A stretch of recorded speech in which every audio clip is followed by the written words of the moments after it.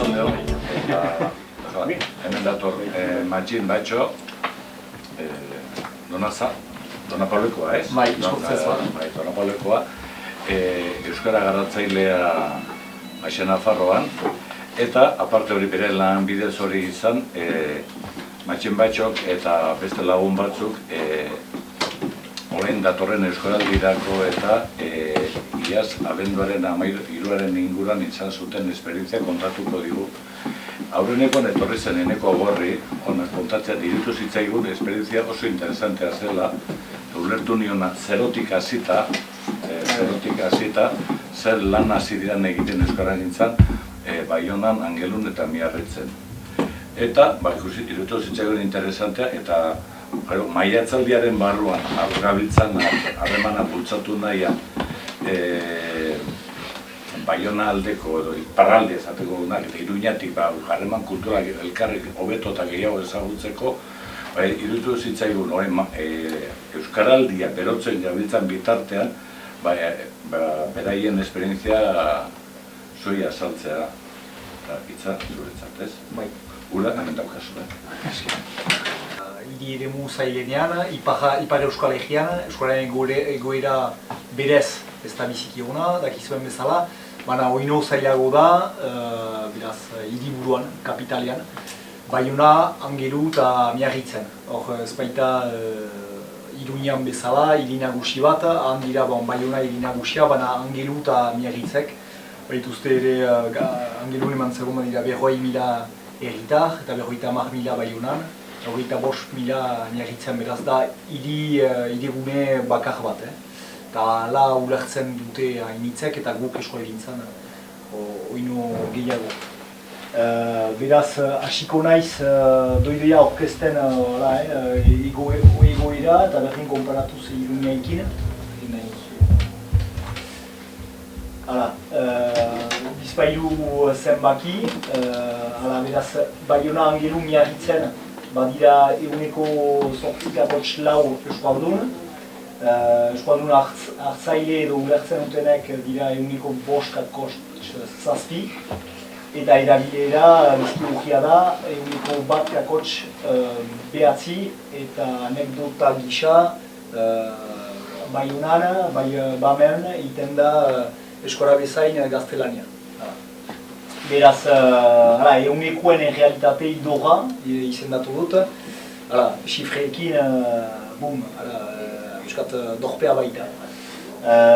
Ezagir ditut hor dira iturri bera, inkesta soziolinguistikoarenak, beraz Iruñekoak, lehenik baino hobekio ezagutzen dituzue.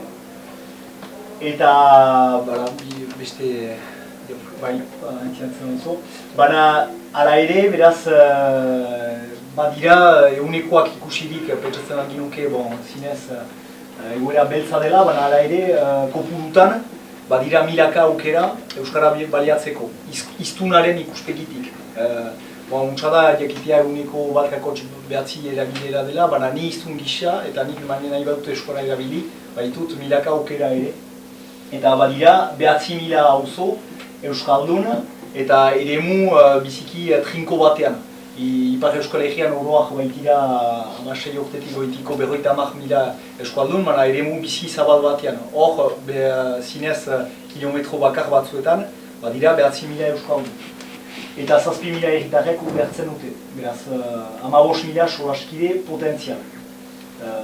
Artetan hori ezagir dut, pentsatzen aldugu nun gordetzen dira. 15.000 horiek, edo 9.000 horiek, baina hor dira. Eta piskat da, diagnostiko horretatik, laguntalde batek, entzuten baitinituen ere goaldean hor egia gurainen eta esperientzia horiek, eta ikusi xifre horiek, eta janez kafe edo trago baten, baina nun dira eskualdun horiek, bat dugu zerbait egin, eta pentsatu dugu, sinpleki eta ahal gutirekin, baina zela zerbait egiteko. Eta beraz, bultzatu dugu, gero deituko duguna BAM dinamika hori. Beraz, doidoia BAM zer den definitzeko, janen dut zer ez den. Aski adierazgarri baita guretzat, hola senitu dugu hasteko. Ez da eskolaren aldeko enegarren besta bat, ez da bat hori. Ez dugu guti esten, besten zer hori, baina ez ginuen hori nahi. Ez da eskolaren aldeko diru bilketa bat, ere, egitura bat dirustatzeko zerbait. Ez da parentesi bat egunerokora itzuli aintzin, baita dena frantsesez, dena erdaraz, piskat euskaraz, eta gero itzuli etxera. Eta hori biziki importantea zen guretzat, ez du egitura batek edo multzo batek antolatu. Eta hori beharrezkoa ikusten ginuen, piskat eskualgintza hemen ez dakit nola den, baina bakotsak identifikatzen baitugu jende hori da gehiago egitura horretan, bestia instituzioetan, bestia hala, eta hori nahi ginoen piskat hautsi, eta zen bakotsak hor parte hartzen du dinamika horretan bere izenean. Ez da neuren ordezkari. Eta piskat jendeak ahremantzeko eta simpleki, ez pentsatuz badirela kalkuluak, estrategiak eta hala. Bon, beraz, hori erranik zer ezten, sintzen dut zer zen, beraz BAM eskola, beraz gure eguneroko bizian gehiago erabiltzeko desafio, konpromiso pertsonala eta kolektiboa izan da. Beraz, erraiten nuena, zen piskat tarte horretan, zen bakotsak bere bizia nolazpait deus kanbiatuz bere bizian. Nahi baita, ez dira lagunak edo familiak zikinontzira botatzen, bere bizia den bezala uzten da, eta doi-doia bentsatuko dela bizi argunt horretan, eguneko bizi horretan, euskara gehiago erabiltzea. Eta hor gira hartuko ere, ez dela baita ezpada errez, batzuetan errezago, eta erren nurruara zendako ez dugun aintzinetik egin, beste batzuetan hartuko gira biziki zaila dela, eta hartuko gira gauza batzuetaz. Eta beraz, desafio kompromiso, hor bihitzak ezagri ditut, batzuek taldean parte hartu duten zedetan, joan baititugu eztabaidak, piskat bultzatzailetan bazen engaiamendu desafioaren idei hori, baina agian batzuek hola bizi dute eta beharrezkoa atxemaiten dute, baina batzuek pentsatzen zuten militante egizela beste batzuen erakartzeko, masa mugimendu bat sorrazteko. Beraz, bi hitz horien artean ibili gara, desafio egiten du ludikoagoa, eta kompromiso militanteara piskat bi publikoen biltzeko, eta gero beraz pertsonala eta kolektiboa, hori baita, bakotsak bere bizian, eta ere taldean, biziki zaila baita, halako desafioetan irautea, ez parimada taldearen sustengoa, eta gero aipatuko dut, txapa tipi horren sustengoa. Eta erraiteko ere, xede bihotz pizgarria edo ilusiogarria, hori zerbait txiki behar barin badugu, gure esperientzia tipi hortaz da behingoz, konten ginen egin dugunaz, ez dakit itxusia da hori erraitea, baina egin dugulait konten ginen eta finitzian ere. Beraz, piskat sartzeko proiektuan berian, baziren bi figura, hau biziak eta belarri prestak. Ez dakit ezagutzen duzuenez, piskat lasarte, agurainen eta egin zutena, baina figurak berak dira. Nahi baita hau biziak dira sinpleki euskaldunak eta euskaltzaleak, euskara baliatu nahi dutenak, iparaldean ere baitira hainbat euskaldun, baina ez baita ezpada egunerokoan erabiltzen dutenak. Eta gero, belarri prestak dira ikusten genituen horiek hartzaileak edo nahi baita euskaltzaleak, euskara ere piskat dakitenak, ulertzeko gai direnak, baina ez direnak baita ezpada egoera guzietan euskaraz mintzatzeko gai. Beraz, baziren bi figura horiek eta baziren bi txapa desberdin. Eta gure hastapeneko helburua zen 450 herritar erakartzea. Hori baita, hor BAM eskualdean diren eguneko bosta iztunetan. Hala. Eta ororen buru, pentsatzen ginoen aski aldi berian helburu ambiziotsua zela, baina egingarria ere, eta horren buru puntan 806 hiztun bildu ditugu. Beraz, doblatu dugu pentsatzen ginoen, finkatu ginoen, gure buruari finkatu ginoen helburu hori. Eta beraz, zer ziren galde egiten ginoena, beraz, hau bizi eta belarri prest horiei, zer ziren desafio edo kompromiso horiek. Beraz, hori zen, gehiago baten ukaiteko konkretuki nola gauzatu zen. Hori banatu ditugu eta biztan dena ere e-mailez eta da. Nahi izan dugu, biskat formalizatu engaiamendu edo desafioa. Ez egan, nik parte hartuko diat hortan eta ala, ez nahi izan dugu jendeak ardezan memento bat, bere profila zehazteko, hainbat datu biltzeko eta gero bada jausten bali mauzu, pixka bat oino. Lekukotasuna, testu labur batekin eta ala. Beraz, ideia zen, horiek biltzea eta formalizatzeko pixkat desafio edo engaiamendu. Beraz, 14 desafio horiek zer ziren susen. Ziren biziki oinarrizkoak, beraz, formalizatzeko nahi hori gauzatzeko imprimakia osatu eta helarazi, sinpleki. Bazen prestaketa eta ebalueketan parte hartzea engaiatu. Hori importantea da, nahi izan baitugu, hori haste hori ez dut egan, beraz 2017ko azaroaren 27tik abenduaren 3 gauzatu dugu. Eta pentsatu dugu, jendea ez ginuela hola igorriko desafio horien gauzatzerat, trebatu gabe, edo beden prestakuntza bat eskaini gabe. Beraz, hor galde egiten genien, ea prest engaiatzea, desafio hori hartzea, prestaketa batetan parte hartzea. Eta biztan dena prestaketa izan da desberdina, hau bizientzat, edo belarri prestentzat. Prestaketak balio izan du, konkretuki ziren gutaik bi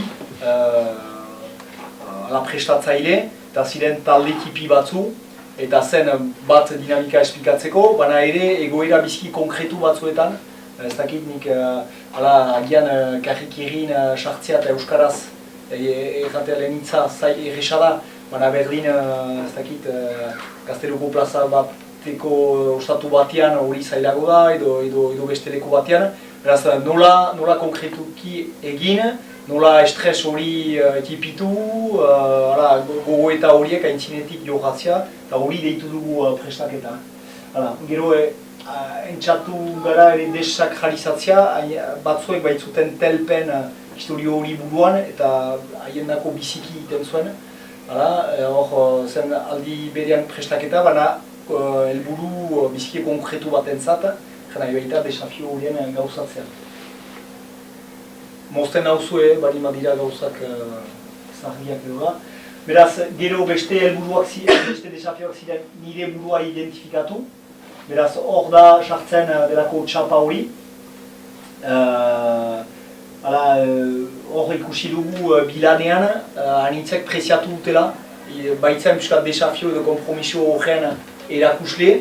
Eta izan da, guk pentsatuak ginoen zela, izanen zela gehiago ikur bat bezala bestek gu identifikatzeko.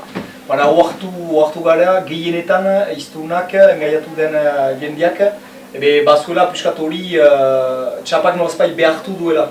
Hainbat egoeretan, nun usaian egiten duen erdaraz. Hor bazuen txapa, eta beraz eizen bon badut, engaiatu naiz, eta bera, ezin eta gehiago identifikatzeko, baina balio du ere identifikatzeko. Gero sare sozialetan ibiltzen direnen dako, hau bizi edo belarri prest irudia txertatzea. Eta gero ziren parez pareko interakzioetan guretzat bizki importanteak zirenak. Eta biztan dena bi desafio mota, batzu hau bizien dako. Hau biziekin beraz ikusten dutalaik ondago ala txapa duena, berekin beti euskaraz. Belarri prestekin lehen eta azken hitzak beti euskaraz, eta ina hau bizia beti euskaraz eta bestia eta belarri presta inala euskaraz eta nahi badu pastu frantsesera ez da arazorik. Gero, hau bizien kasuan solaskide ez ezagunekin, hainbat aukera egoerak egiten du, hainbat aukera ere galtzen ditugula, nahiz eta aukera guti izan direnak ere hainbat galtzen ditugu, ez baitakigu parekoa eskalduna den edo ez, eta beraz, bada ez bada, euskaraz egitea lehen hitza.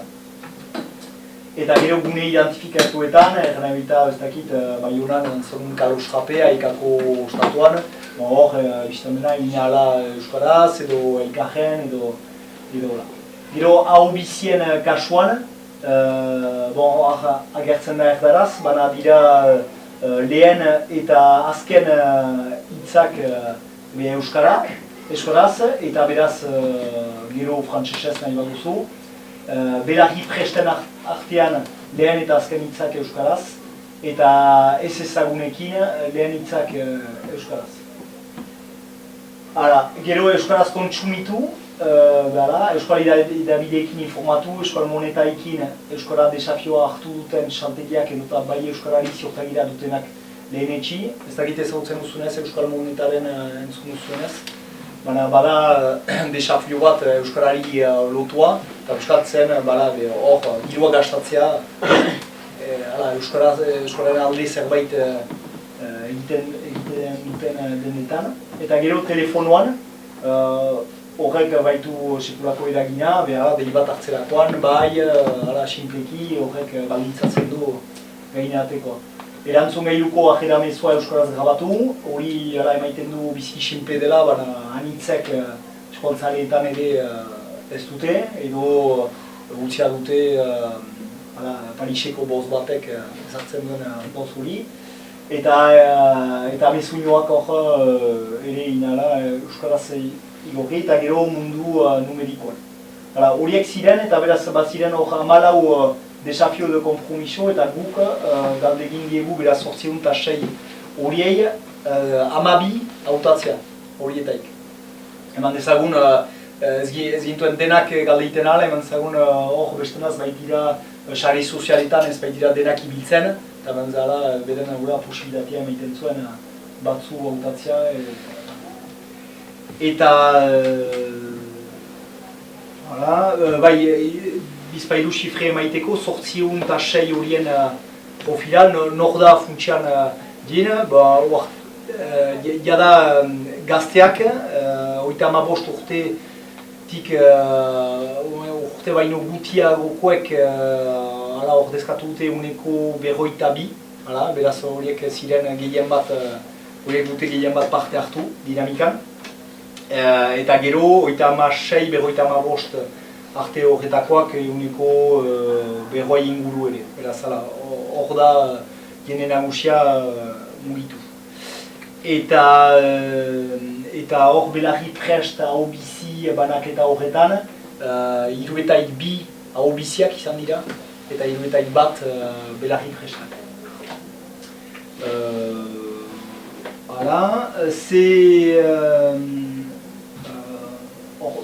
Beste dokumentura pasatzen da.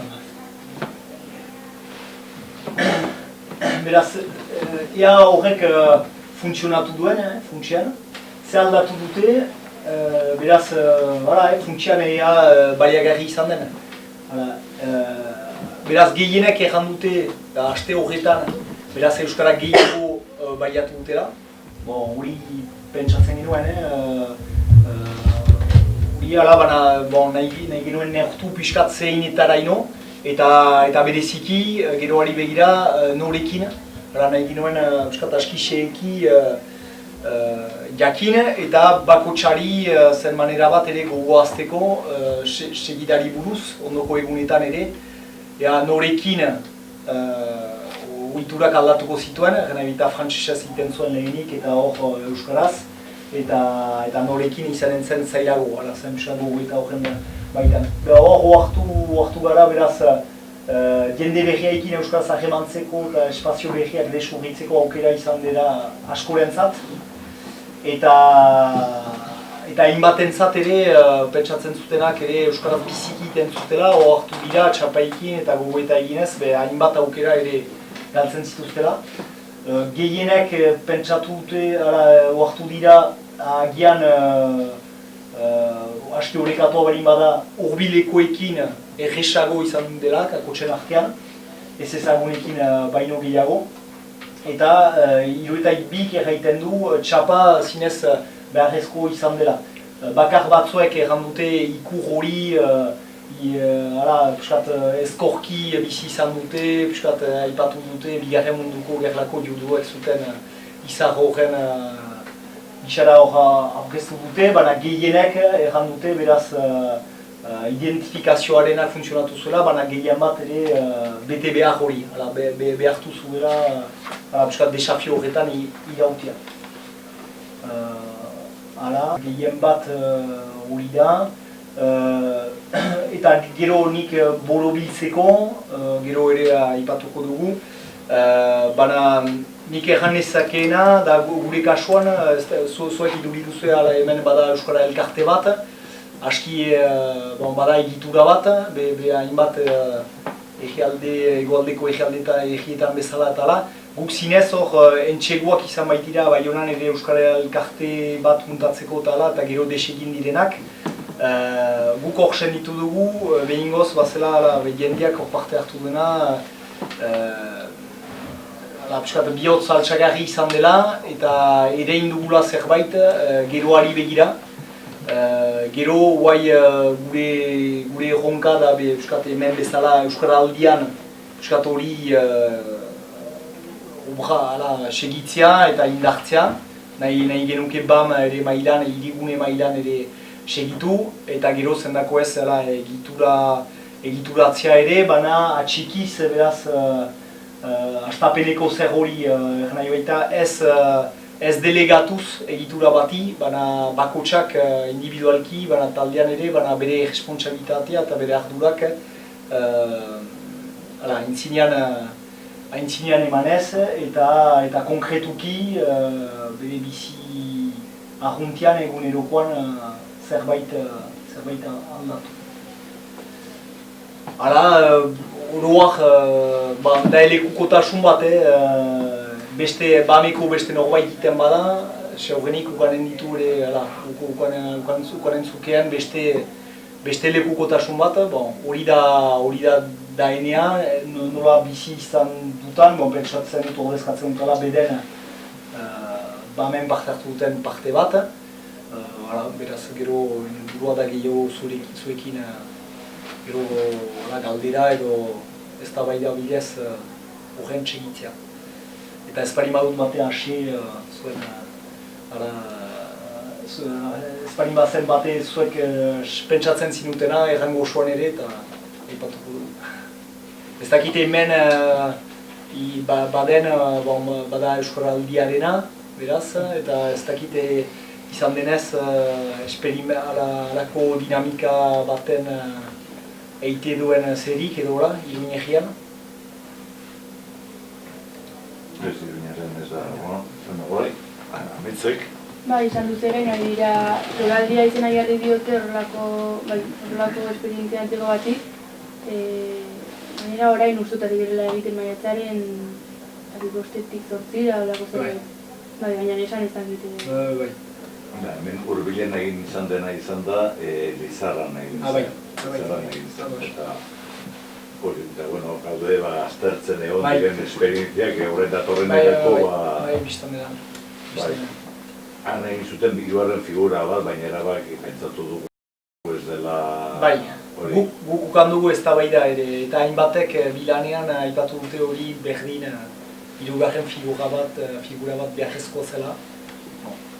Guk orduan ez genuen alakorik erabaki, baina... Baina ikusi belaiek ere pentsatu dute ez erabiltzea, hurrengorako jakintzea. Izan da, euskaraz ez dakitenak, euskara goxo, zaletasuna daukatenak. Baina beraien erretoa markatu eta neurtu Lizarran zenbat euskaldun. Parte hartzeko hartu duten parte, eskualdunetatik 10% gutxora parte hartu du. Hau Belarri Prestek hartu dute parte 5%. Eta Euskara goxo horiek edo 1% bakarrik. Eta alegina egitea eta hori kontuatu dira hau bizi eta Belarri Presten figurakin lantzea. Hori bertako etorri zen, aldikora etorri zen eta hori... Nik hemen ikusi dana interesante, eta usten duzu izan zaetela lehenak edo entzudan arabera, eta da prestatzailearen figura, talde bat hazita, hori pixka bat... Bai, egia ez dutela bizikia ipatu, baina hori funtsezkoa izan da, parte hartu duten hiruetaik batak, segitu du prestaketa saio bat, eta beraz, ziren propio hau biziren dako batzu, formatu bat, eta beste bat Belarri Presten dako. Eta hori... Eta hori segituko dugu jorratzen ere, hainbatek horren ondorioz galdegin bai digute haien egituran edo haien elkartean edo enpresan saio hori berdin egitea, proposatzea. Geroztik hor parte hartu baitzuten, deskubritu baitzuten. Eta guk formatu hori eskaintzen ginuen, saiestu nahi genuen zera zen formatzailearen figura hori. Gu ginen bi pertsona, biztan dena gogoetatu ginuena, zerbait prestatu, baina ez ginen lezio bat ematera joaten, zen gehiago talde prestaketa bat. Eta beraz, biztan dena oinarri soziolinguistiko batzu emaiten genituen eta telp eta hilerretatik hartuak, baina oinarrizkoenak. Baina gero zen biziki egoera antzerki baten moduan eta parte bat egoera konkretu batzuetatik. Denda batera joan, okindeirat eta ala, nola egin konkretuki lehen hitza, behar zela agertu eman dezagun deliberatu dugula azken hitza desafioen parte hartzea, egunon erraitea, ez da bate berdin sartzea okindei batean, eta erratea egunon, eta edo erraitea burua sut, irriarekin, egunon eta argiki, eta ardura sartzen bagara erranez egunon, berdin da parekoak ez gaitu entzun, edo komunikazio ez hitzezkoak adierazten du, ez dugula ahemanik nahi edo saiesten dugula, beraz horrek du baldintzatzen ahemana, eta ez euskara dugulako baliatu. Eta euskata hainbat truko edo ematen genituen, gomendio nolazpait, eta uste dut aski preziatua izan dela, eta gero eta gazteago eta gero eta preziatuago, gero adineko jendeetan prestaketa saio batzuak ez dute funtzionatu, berdin ogituraren boterioak eta gehiago zalantzan jartzen baitzituzten ere gomendioak eta gazte taldeetan gehiago funtzionatu du eta uste dut eragin bat bukan duela. Eta gero ikustiak berak prestaketa saio batzuetan, ziren dozena bat, 15 bat pertsona hurbiltzen zirenak, ematen du ere taldearen babesa baduzu. Prestatu zara ikarrekin, emaiten du oldak bat eta hildak bat. Baina ari gara johatzen saio horien idazkiak egiten, nola ukan baititugu galdeak horietatik landa. Hori interesgarria da. Baina hau biziarena behar dugu landu gehiago. Funtzionatu baitu gehiago, alderantziz. Belarri prestarena behar dugu landu gehiago, funtzionatu baitu gehiago hau biziarena. Gero egia da ahalen aldetik, diru aldetik bizi guti, ahal guti genuen, egin dugu dena 2.000 euroko buser batekin. Eta gero zen saioak, 30 pertsona, izan dira saioa egitz, baina beharrezkoak dira prestaketa horiek, prestaketa saio horiek. Gero iten alda ere gabe, baina Pentsatzen dugu eragin duela gero desafioen betetze mailan. Eta nun ziren ikastaro horiek? Zuen lokal batean ala joaten zineten? Ez, hor beraz errandutan bezala, Gibelean ez zen egiturarik, beraz egin ditugu euskal guneetan aekako lokalean, edo bada Angilun, Manes, Goinetx, elkartetxea eta hainbat guneetan, eta entzatu gara egin ahala ez saio guziak egitea leku berian, ez identifikatzeko egitura batekin, beraz hori izan dira bai ez egitzen bat saio, baina hemen zegoen 15 bat edo leku esperimentatu ditugula. Ikastetxeetan izan baitira ere hori ez dute jan, saio orokorrak, deneri irekiak, eta izan dira eman dezagun Etxepare Lizeoko ikasteentzat edo biziko taldekoen zat haien egituretan, izan dira saio itxiak. Hor alde horretatik hori ukan baititu aldeak, eta beraz, biztan dena kasu horietan, zen haien galdegilearen egituran, baina bestiak ziren euskal gunetan, baina inala guti zabalduz, bidertatuz euskal gune horiek ez identifikatzeko egitura bakar batekin. Eta non lortzen ziren txapak? Bai. Prestakuntza jaioetan egiten? Bai, zer da galdera nun? Non lortzen ziren txapak? Bai. Prestakuntza jaioetara joanez, banatzen ziren edo? Bai, beraz, prestaketa saioetan, nahiago genuen zen hori bide nagusia, eta gu gomendatzen genuena zen prestaketa saioetan. Hola, gero jinazten genuen ere jendea, eta zen manera bat, truko bat. Baina ala ere, hiruetai batek parte hartu baitu, baziren bi erenak, gero baliatu ditugu euskal guneak, eta gero izan da, azken zera, telefonoz edo e-mailez, batzu deitu behar izan ditugu, eta baina gero gertatu dena da, hainbatek ere ukan dituztela zailtasunak txapa horien berreskuratzeko, eta ez dituztela tenoreko ukan asira astelen batez, igande edo astelen batez, eta ezagun ukan dituztela ostegunean bakarrik ez baitituzte lortu, logistika aldetik. Guk pentsatu genuen prestaketa saioetan, baina agian ez da aski. Baina beste indar bat du, txapa ematea, gehi prestaketa, ezin eta txapa bakarrik. Barkatu, adinak esan dituzu, baino aztu zazik. Beraz, nolaz formalizatu dugun engaiamendua, zen ere manera bat estatistiken ukaiteko, eta beraz, eguneko 22 izan da 35 urte baino gutiagokoak. 16 eta 35 urte artekoak. Gehiengoa, Gehiengoa, eta bigarren adintartea, da beraz 36-35. Nola interpretatzen dituzu emaitza horiek? Guk aski baikorki, gero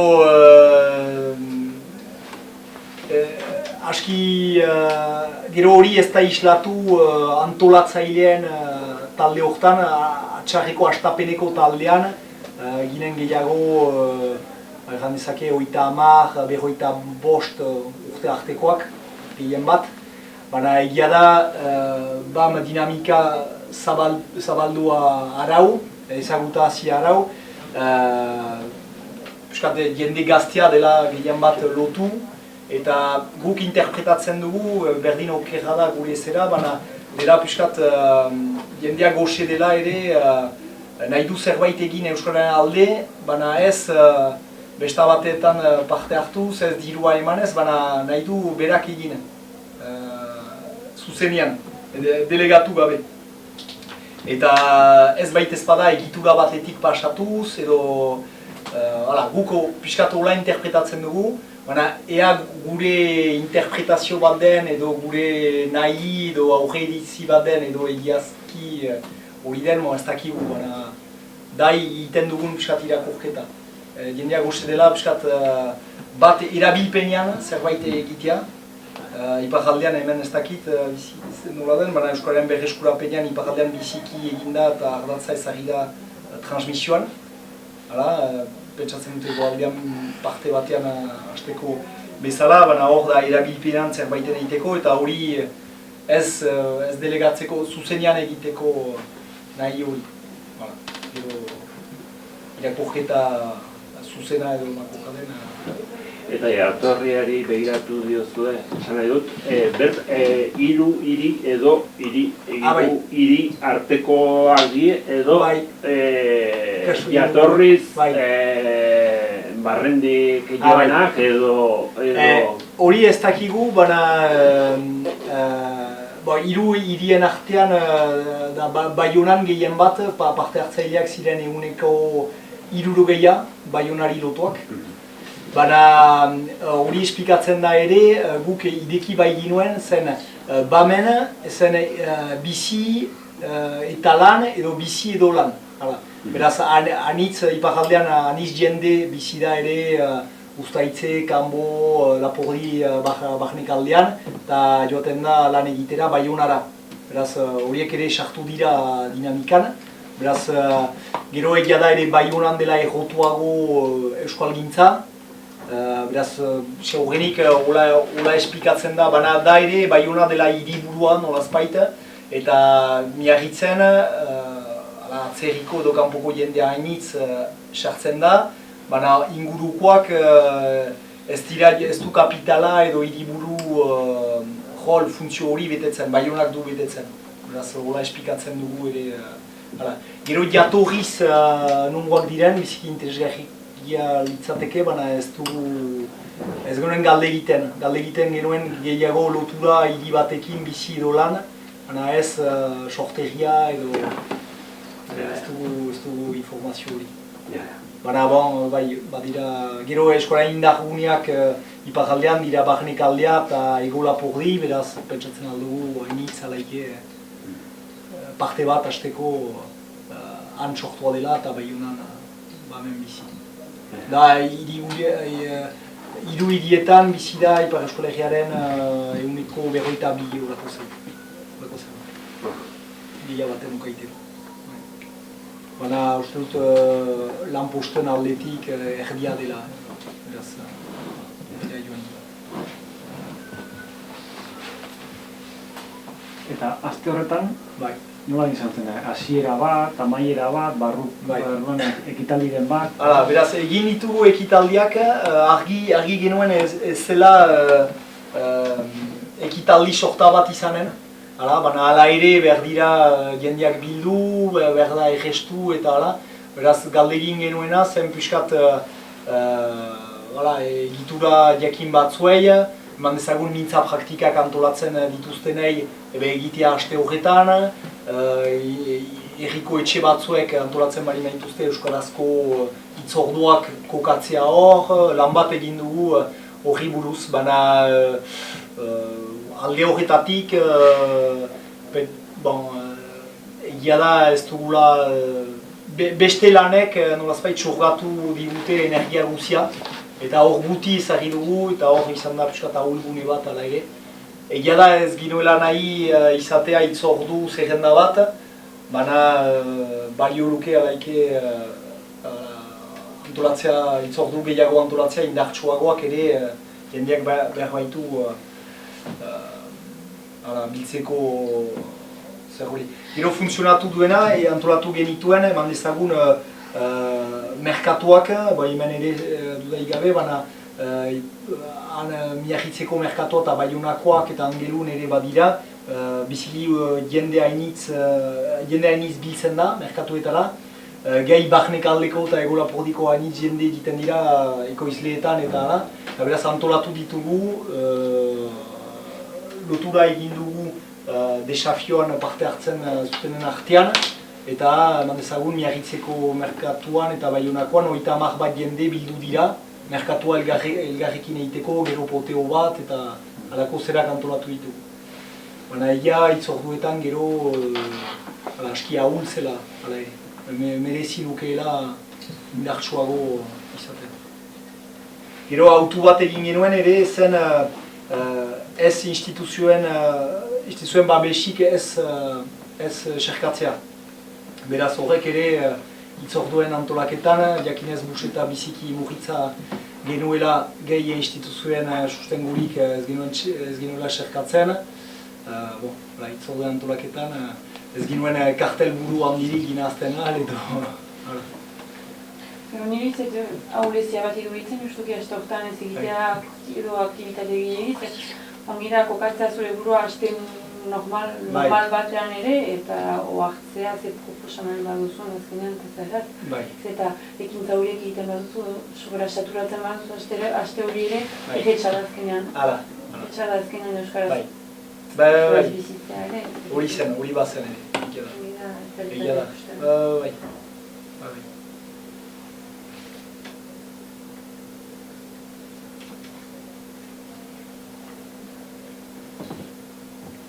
Gero galdegin dugu ere aukera berrietan neurtzea zenbat aukera berri ukan zituzten aste horretan eta gehienek kokatu dute bat eta parez pareko interakzioetan.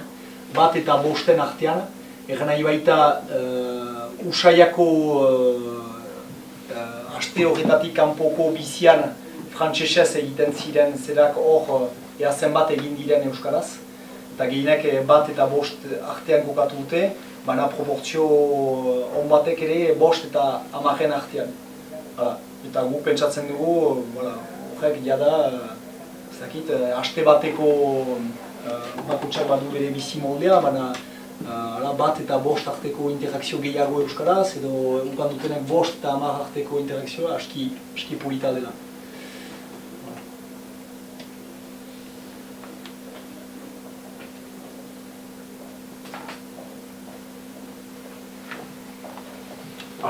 Azkena, aurtengo eskoraldirako ze azizarete prestatzen?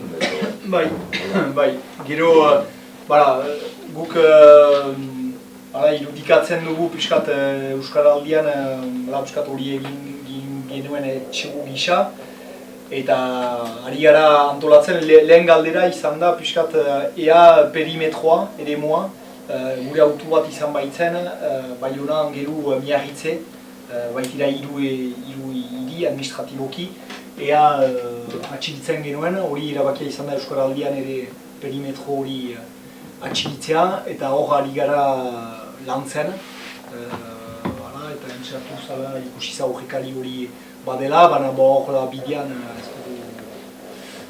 ari gara lehen bilkurak egiten tala, baina gero hor sentitzen dugu ere beharra, piskat